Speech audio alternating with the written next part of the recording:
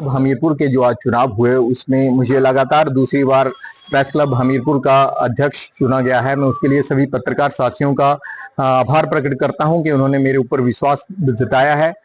जो भी काम पिछले बचे हैं, जितने भी काम हैं हमारे जो पाइपलाइन में हैं और उनके ऊपर काम हो रहा है, उनको गति प्रदान करना मेरा इस बार उद्देश्य होगा और मैं कोशिश करूंगा कि जितना जल्दी हो सके हमारा अपना भवन भी निर्मित हो जाए। और इसके साथ ही जो पत्रकारों को कुछ समस्याएं आ रही हैं प्रशासन की तरफ से और कुछ अन्य स्थानों पर जो है वो पत्रकारों को समस्याओं का सामना करना पड़ रहा है, तो उस संदर्भ में भी हमने जो है एक रणनीति बनाई है और उस रणनीति के तहत हम लोग काम करेंगे और कोशिश करेंगे कि पत्रकारों और प्रशासन और माननीय मुख्यमंत्री क्योंकि हमीरपुर से हैं तो उनके बीच में जो सामंजस्य है वो अधिक से अधिक स्थापित किया जा सके, ताकि हमीरपुर के पत्रकारों को किसी भी प्रकार की, चाहे हमीरपुर में रहें या कहीं भी जाएं, उनको किसी भी प्रकार की कोई समस्या का सामना ना करना पड़े। अब हमीरपुर के जो आज चुनाव हुए उसमें मुझे लगातार दूसरी बार प्रेस क्लब हमीरपुर का अध्यक्ष चुना गया है। मैं उसके लिए सभी पत्रकार साथियों का आभार प्रकट करता हूं कि उन्होंने मेरे ऊपर विश्वास जताया है। जो भी काम पिछले बचे हैं, जितने भी काम हैं हमारे जो पाइपलाइन में हैं और उनके ऊपर काम हो रहा है, उनको गति प्रदान करना मेरा इस बार उद्देश्य होगा और मैं कोशिश करूंगा कि जितना जल्दी हो सके हमारा अपना भवन भी निर्मित हो जाए।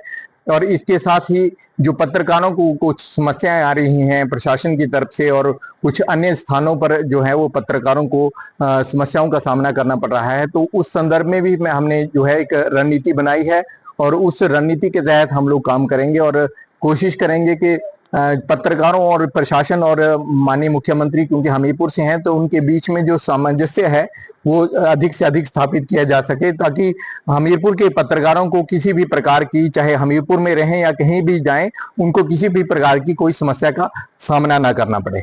अब हमीरपुर के जो आज चुनाव हुए उसमें मुझे लगातार दूसरी बार प्रेस क्लब हमीरपुर का अध्यक्ष चुना गया है। मैं उसके लिए सभी पत्रकार साथियों का आभार प्रकट करता हूं कि उन्होंने मेरे ऊपर विश्वास जताया है।